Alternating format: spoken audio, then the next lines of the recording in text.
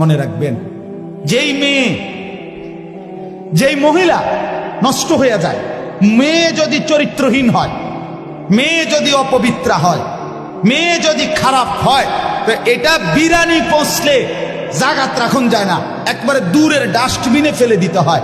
কোন নারী পচে যাওয়া, মেয়ে নষ্ট হয়ে যাওয়া, মহিলা নষ্ট হয়ে যাওয়া, আল্লাহর কসম এটা শুধু পচছে না, এটা দুর্গন্ধে পুরা সমাজটা শেষ করে দিচ্ছে।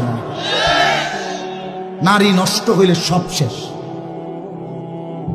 ভাত ফুরান হইলে রাতের ভাত সকালে পানি ভিজাইয়া খাওয়া যায়, বেডি নষ্ট হইলে এটারে আর জাগাত রাখা যায়। হ্যাঁ, যে মেয়ে বেহায়া দুশ্চরিত্রা, যে মেয়ে কোনো হারাম প্রেমে ঢুকে গেছে, যে মহিলা বিবাহিতা কোনো পরকীয়ায় আসক্ত, মনে করেন ওই সমাজও শেষ, ওই ঘরও শেষ, ওই স্বামীর জিন্দিগিও শেষ, ঘরটাই তখন জাহান্নামের টুকরা। এই জন্য কোরআনুল কারীমের মধ্যে আল্লাহ তাআলা বলছে, শয়তানের চক্রান্ত দুর্বল, দাঈফা, নারীর চক্রান্ত আজিম, ভয়ানক।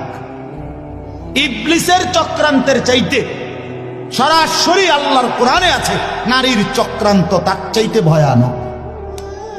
নারী অসৎ হইলে শেষ।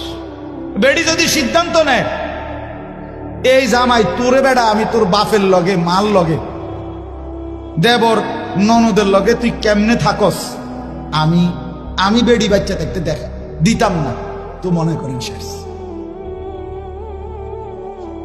বুঝেন না? মহিলা যদি সিদ্ধান্ত নেয়, আমি আমার জামাইরে, জামাইয়ের আপন মা বাবার সাথে, জামাইয়ের ভাই বোনের সাথে চলতে দিব না, তো এর চাইতে দুর্ভোগ আর লাঞ্ছনা ওই ফ্যামিলিতে আর হয় না।